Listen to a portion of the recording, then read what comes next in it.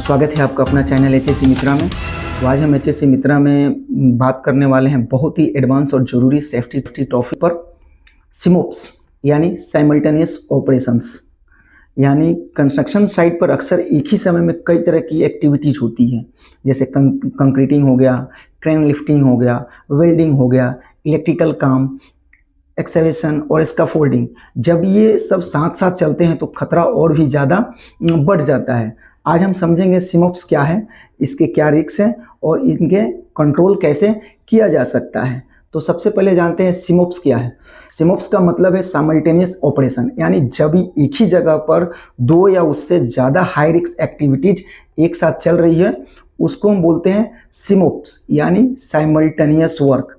उदाहरण के लिए कहीं एक्सकेवेशन चल रहा है और ऊपर से क्रेन लिफ्टिंग हो रही है, अगर सही तरीके से प्लानिंग और कोऑर्डिनेशन ना किया जाए तो ये बड़ा हादसा हो सकता है। इसलिए सिमोप्स को हमेशा हाई रिस्क वर्क में रखा जाता है।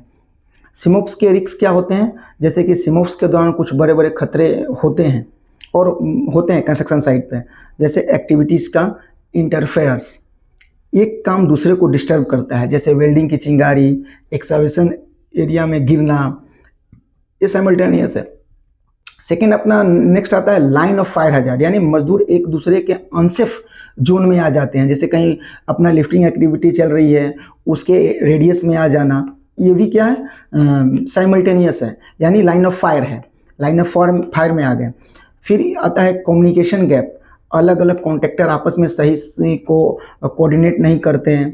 और ये भी हो सकता है कि कहीं लिफ्टिंग एक्टिविटी चल रही है, सिग्नल मैन है, सामने फलाना का या क्रेन का ऑपरेटर है, उसे प्रॉपर कम्युनिकेशन ना, ये भी एक कम्युनिकेशन गैप ही है।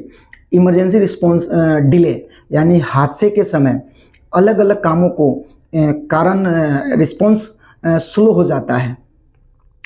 अब नेक्स्ट आता है जैसे कि इनकम्पिटेंट और मटेरियल टकराव, यानी कि एक तरफ क्रेन चल रही है और दूसरे तरफ स्कैफोल्डिंग लग रही है, तो ये खतरा है। अब जान लेते हैं सिमोप्स के कंट्रोल। सिमोप्स के कंट्रोल करने के बहुत सारे तरीके हैं, जो कि हम कोई भी सिमोप्स वर्क चल रहा है उसको हम कंट्रोल कर सकते हैं, हजार्ड को मिनिमाइज कर सकते हैं सिमोप्स से होने वाले। तो सबसे पहला अपना इसमें आता है एडवांस प्लानिंग। हर काम, कोई भी काम हो, उसके लिए आप सबको मालूम है कि कंस्ट्रक्शन साइट हो या कोई भी साइट हो, उसमें क्या है, आपको वर्क परमिट और डेली जॉब प्लान में पहले पहचानना है। उसके बाद क्या आता है सिमोप्स मीटिंग, यानी हर कॉन्ट्रैक्टर और सुपरवाइजर के साथ प्री जॉब मीटिंग करना चाहिए। नेक्स्ट इसमें आता है एरिया डेमार्केशन एंड जोनिंग, यानी खतरनाक एरिया को मार्क करके वहाँ एक्सेस को रोकना। नेक्स्ट इसमें आता है परमिट टू वर्क इंटीग्रेशन, यानी अलग अलग परमिट आपस में कॉम्प्लिकेट ना करे, इसके लिए एक सेंट्रल सिस्टम हो।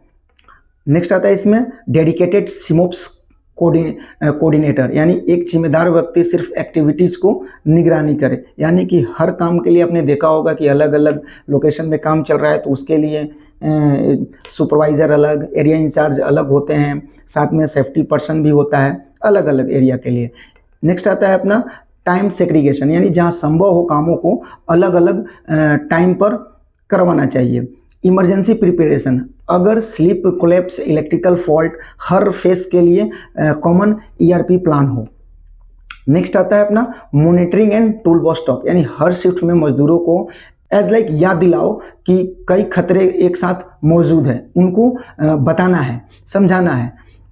इसका कंक्लूजन क्या होता है, तो दोस्तों सिमोप्स एक कॉम्प्लेक्स सेफ्टी चैलेंज है कंस्ट्रक्शन साइट पर, लेकिन अगर हम सही प्लानिंग और कोऑर्डिनेशन और कंट्रोल्स का पालन करें तो हादसों से बचा सकता है। तो आज के लिए इतना ही, धन्यवाद।